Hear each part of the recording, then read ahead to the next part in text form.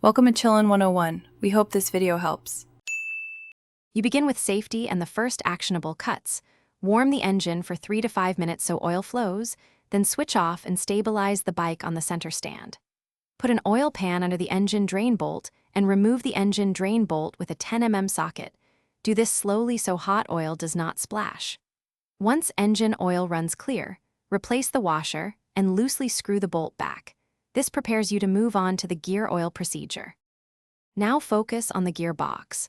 Remove the left side cover using an 8 mm socket, keeping bolts in order so you can reinstall correctly. Drain the gear oil into your pan and inspect for metal flecks. A few tiny specks are normal, but heavy shavings indicate wear. Clean the magnet or mesh screen and wipe the cover. If the gasket is compromised, swap it.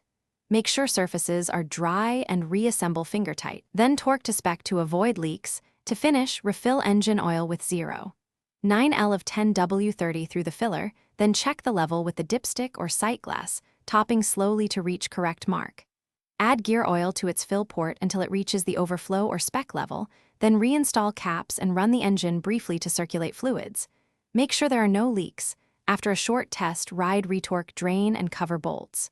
Troubleshooting tip: if you hear whine or see leaks, recheck torque and fluid level first. Thanks for watching. Consider subscribing if we helped you.